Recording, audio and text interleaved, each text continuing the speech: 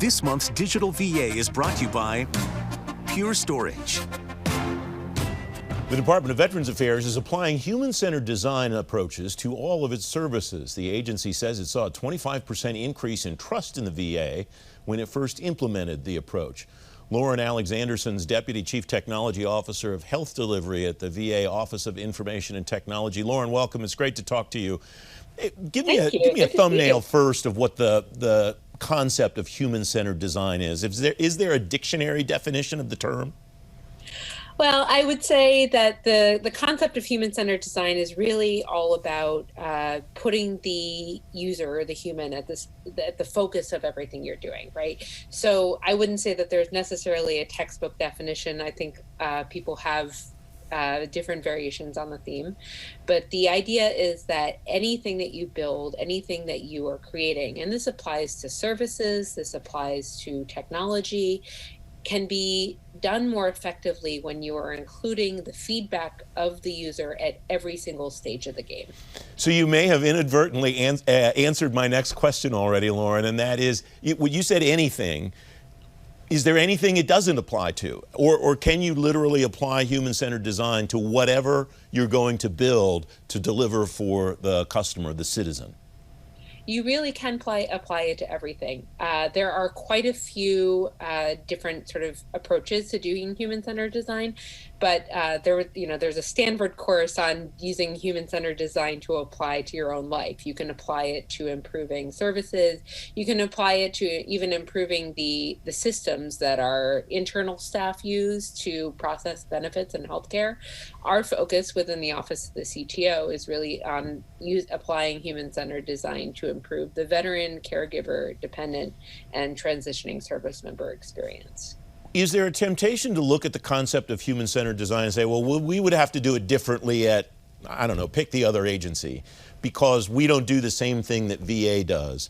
Or can someone apply the same techniques that you use at VA to whatever they're trying to do at some other agency? I'm not going to pick on one, but at some other agency. Yeah, absolutely. As part of the United States Digital Service, I'm also USDS. We use human-centered design at a lot of different agencies, actually, and it's very much a lot of the same principles, which is to say, incorporating user feedback, really listening to them, identifying the context in which they are approaching the products or tools, services, and technology that you're building. So what you can do that at pretty much any agency. The philosophy is very similar. What the product you may be building may turn out to be very different depending on the audience that you're trying to reach. How has human-centered design helped, particularly VA, in the response to the pandemic?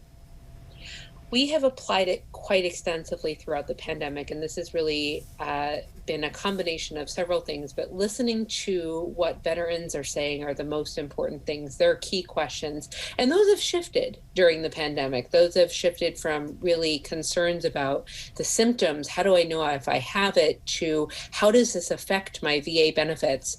We did a lot of sort of going on site and seeing the impact when veterans would come in for their healthcare services, going back to a VA medical center, and we used the feedback from staff and from veterans to design a screener that is used at many different facilities now to get people into get people in and passing the screener. We also have used it quite a lot in the vaccine rollout as well, to great effect. One of the challenges, Lauren, that government has had historically is tightening the feedback loop, the time between when they learn what citizens, customers, whatever, think about services, and the time to actually change that service. What have you been able to do that tightens that feedback loop, the time between when somebody says, this isn't working a certain way, and the time that you're actually able to fix it?